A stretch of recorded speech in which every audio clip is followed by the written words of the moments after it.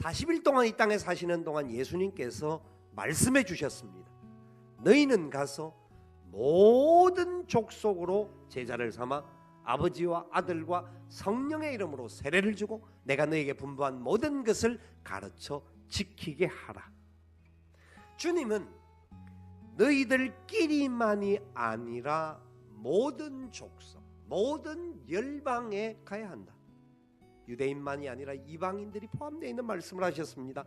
성천하시기 바로 직전에 모여있는 무리들을 향해 다시 한번 외쳤습니다. 성령이 너에게 임하시면 너희가 권능을 받고 예루살렘과 온 유대와 사마리아와 땅 끝까지 이르러 내 증인이 되리라 하시니라. 아멘. 수많은 무리들이 예수님이 부활하신 이후에 그리고 성천하시고 그리고 아가의 다락방에 성령의 임하심으로 말미암아 큰 권능의 역사가 일어나고 난 다음에 예루살렘 교회가 점점 성장했습니다. 한번 말씀을 전가하면 3,000명, 5,000명이 회개하고 돌아오는 은혜의 역사가 일어났습니다. 모인 무리들마다 가득 참에 은혜가 넘쳤습니다. 그런데 그들 머리에는 예수님이 말씀해 주셨던 명령을 잊고 살고 있었던 겁니다. 너무나 좋으니까, 우리끼리가 너무나 좋은 거예요. 우리끼리 살기가 너무나 좋고 우리끼리 모여서 행복하고 뭐 달콩달콩하게 그렇게 사는 게 너무나 좋은 거예요. 그렇게 되다 보니까 주님의 명령을 깜빡하고 사는 거예요. 그때 예루살렘에 큰 혼란이 일어났습니다.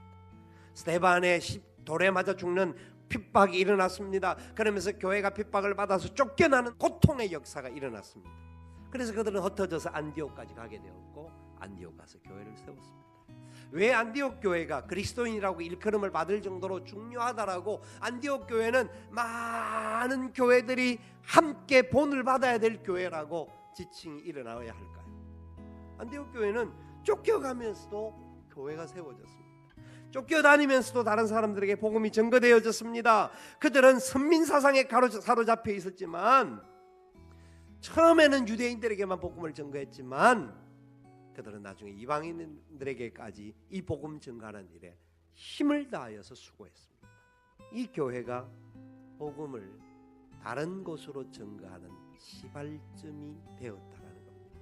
새로운 패러다임을 바꾸는 새로운 역사를 이루어가는 선교적 교회로서의 모습을 우리에게 잘 보여주고 있는 교회입니다.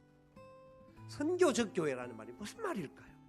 교회의 본질과 정체성이 선교에 있다라는 것을 우리가 먼저 생각하는 겁니다. 지역교회는 선교사들을 후원할 뿐만 아니라 직접 선교에 참여하는 하나님의 공동체라는 겁니다. 그러니까 지역교회라고 하는 말은 다른 말로 하면 우리 석수교회를 말합니다만은 다른 말로 하면 저와 여러분 개인을 말하는 겁니다. 우리가 살고 있는 삶의 자리에서 선교사로 사는 사람이라는 겁니다. 우리가 주일날 모여서 예배하는 1시간 정도가 내가 성도로서 예수 믿는 사람으로서 사는 것 같이 사는 것이 아니라 내가 살고 있는 모든 삶의 자리, 우리의 가족들과의 관계 속에서, 우리가 하는 직장에서 수없이 말씀드리지만 내가 만나는 모든 사람들과의 관계 속에서 우리는 성도로서 선교사로서 살아야 합니다. 안디옥 교회는 교회가 세워졌던 상황 자체가 쫓겨다니면서 교회가 세워졌습니다. 그렇기 때문에 안디옥 교회는 자기 왕국을 넘어서는 하나님의 은혜의 역사를 펼쳐갔던 교회였습니다. 사람들은 할 수만 있으면 자기 왕국을 세우려고 합니다. 자기 이름을 높이려고 합니다. 자기의 모습이 좀 더 드러나기를 바라는 욕망들이 사람들에게는 다 있습니다. 그러나 하나님께서 우리들을 향하여서 명령하시는 것이 다른 영혼들을 찾아라는 겁니다. 그 영혼들에게 이 사랑을 나눠주라는 겁니다. 우리가 가는 곳마다 다른 사람들에게 이 생명의 역사가 흘러가라는 겁니다. 나를 위하여 사는 자가 아니라 우리 자신의 욕망을 위해 사는 자가 아니라 예수 그리스도의 이름을 높이는 일을 위하여 살아가는 존재가 되어야 된다라고 명령하고 있습니다. 하나님이 기뻐하는 뜻을 어떻게 하면 우리 공동체 안에서 우리끼리만이 아니라 다른 사람에게도 흘러가게 할 것인가? 우리 목장 안에 믿지 않는 이웃들을 초청을 하여서 그분들과 함께 교제하면 예수 믿는 사람들과 만나니까 무언가 참 좋다라고 하는 의미가 주어져야 되지 않겠습니까? 우리의 교회가 그 존재를 위하여서 세워져 있다는 것을 기억해야 합니다. 오늘 이 말씀에 보면 어떤 사람이 복음을 이방인에게 전개했다고 20절에 말하고 있냐면 구브로와 구레네 몇 사람이라고 이야기합니다. 구브로와 구레네 사람 어떤 사람일까요?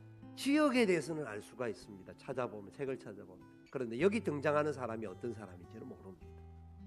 이름은 있는 것 같지만 이름이 없는 사람을 말합니다. 안디옥 교회의 놀라운 역사는 무명의 용사들에 의하여서 확장되어졌습니다. 하나님은 무명의 용사들을 존귀하고 복되고 아름답게 축복하심을 믿으시기를 바랍니다. 모든 일을 하다가 보면요, 어떤 때는 앞에서 몇 명만 하는 것 같은데요, 보면은 눈에 안 보이는 수많은 사람들이 각각의 자리에서 다 수고하고 있어요. 그 수고가 있기 때문에 어떤 사람들은 아무런 일을 안 하는 것 같지만 묵묵하게 자리를 지켜주는 그 수고가 얼마나 좋은 수고인지 모릅니다. 그런 분들의 수고가 있기 때문에 다른 사람 앞에서 일하는 사람이 리더십을 발휘할 수 있도록 되는 거예요. 그걸 우리가 서로 인정해 주면서 걸어가는 것이 바로 하나님이 기뻐하는 무명의 용사의 자세예요.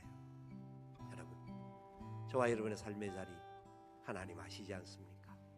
우리 교회가 이 선교적인 교회의 가치, 우리가 하나님의 은혜의 역사에 붙들려서 내 안에 있는 이 기쁨과 감사와 감격을 어떻게 하면 하나님의 영광을 위하여 드러내고 수많은 사람들에게 전해주고 이 은혜의 역사가 함께 흘러갈 수 있도록 그렇게 살아가느냐가 중요하다는 것을 기억하시고 우리가 가는 곳마다 그런 열매가 주렁주렁 나타날 수 있기를 살아계신 예수님의 이름으로 축원을 드립니다.